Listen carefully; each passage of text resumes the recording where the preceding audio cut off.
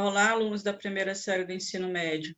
Vamos continuar hoje nossa aula do capítulo 3 do livro Sociologia para o Ensino Médio, da editora Saraiva, a relação indivíduo e sociedade. Na última aula, a gente estava vendo aqui o que o Karl Marx, quais são as considerações do Karl Marx sobre a relação indivíduo e sociedade. Hoje, nós vamos continuar aqui na parte 2, vendo o que o Émile Durkheim diz sobre a relação indivíduo e sociedade. Aí aqui começa dizendo, Émile Durkheim, para ele, a sociedade sempre prevalece sobre o indivíduo. Porque lembra que ele fala que é fato social. Fato social é exterior ao indivíduo. Exterior significa o quê? Que ele é independente do indivíduo, né?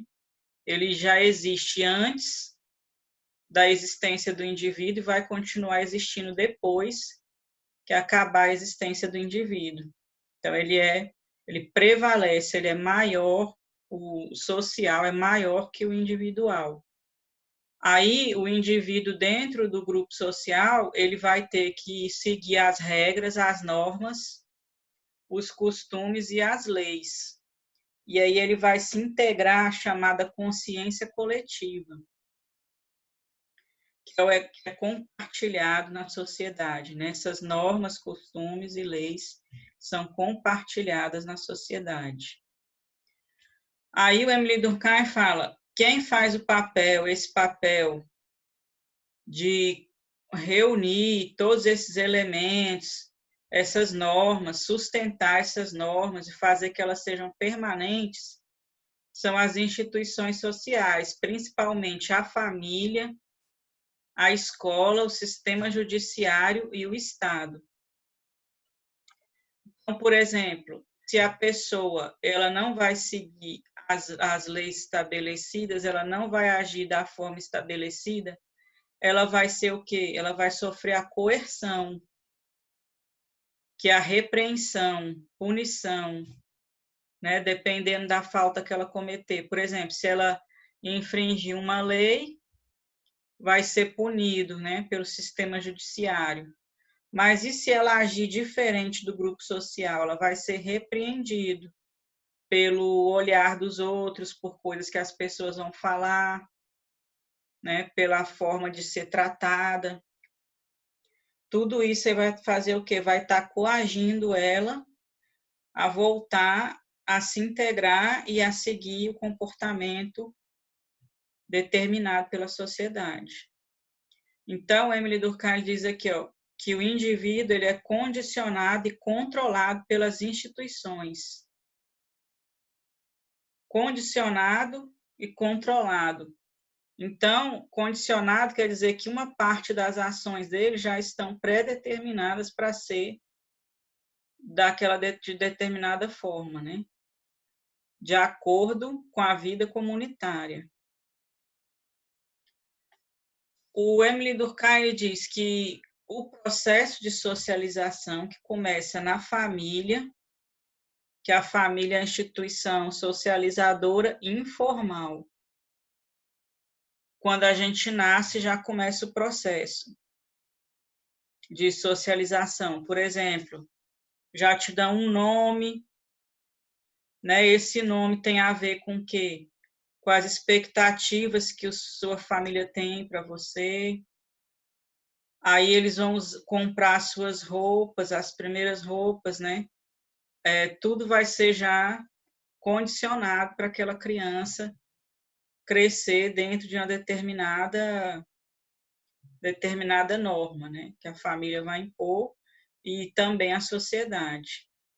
Então, o processo de socialização, depois ela vai para a escola, que é outra instituição socializadora, para aprender o conhecimento geral, né, da sociedade, comportamento, interagir com outros da mesma idade e de gerações anteriores.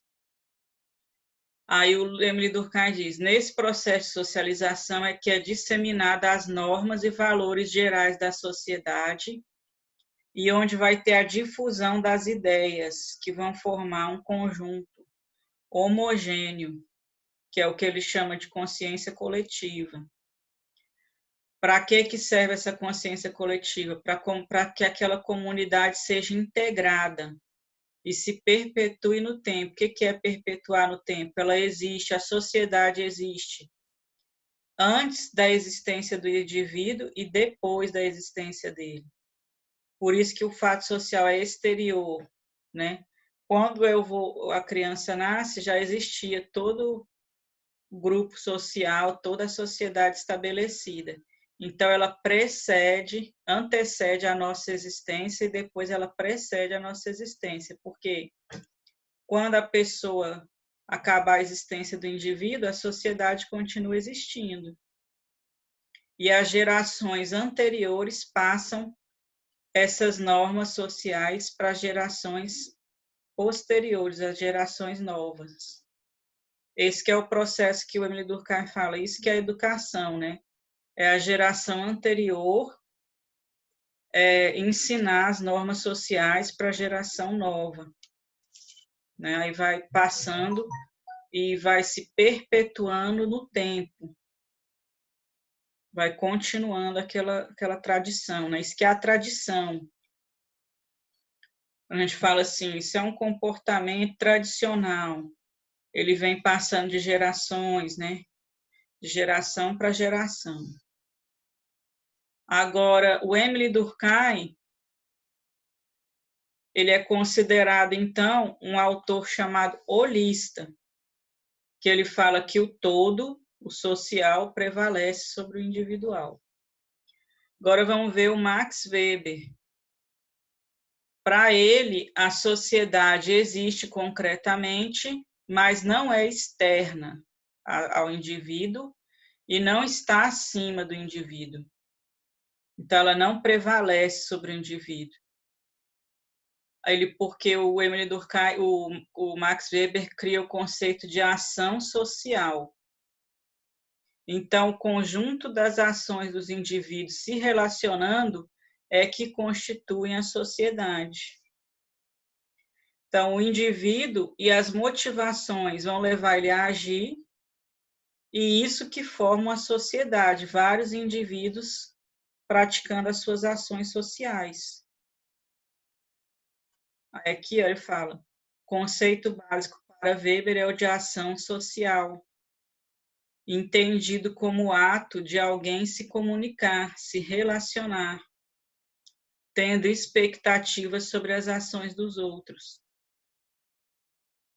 Os outros que ele fala pode ser um indivíduo, vários indivíduos, ou indeterminado, ou desconhecido. Então, a partir do momento em que o indivíduo pratica as ações sociais, é como se ele estivesse formando uma rede, né, que vai formar a sociedade, vários indivíduos agindo.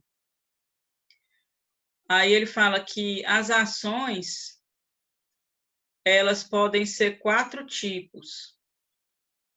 Ele classifica esses 4 tipos: tradicional, afetiva, com relação a valores e com relação a fins. A ação tradicional são essas ações que eu falei, né? O que é a tradição? Por exemplo, a criança nasce, é batizada, ou então a pessoa se casar, são ações tradicionais. A afetiva é quando está relacionado com os sentimentos, em geral. Com relação a valores, é quando a pessoa ela dá ela opina, né, sobre tem uma opinião, um valor sobre aquilo. E com relação a fins é quando ela tem uma finalidade. Só que esses 4 tipos de ações aí, se a gente for pensar numa ação, pode estar envolvidos 4 tipos numa só. Eles se misturam. Por exemplo, estudar é a ação tradicional, é a ação com relação a valores, porque eu estou estudando, aí eu acho que a educação é a coisa mais importante, que a gente deve ocupar a vida, etc. e tem uma finalidade. Estou estudando para que eu tenha o objetivo de me formar e trabalhar como fisioterapeuta, como dentista, como advogado. Então, pode estar envolvido todos os tipos em uma só ação do indivíduo, elas não são separadas, né? Aí ele classifica esses 4 tipos centrais aqui para explicar o que são essas ações sociais.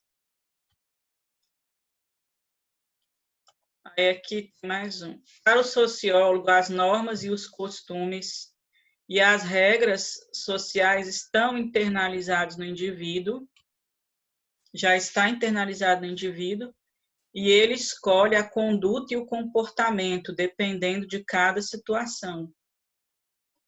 Em cada situação, ele vai expressar uma ação desse tipo aqui, que seja adequado.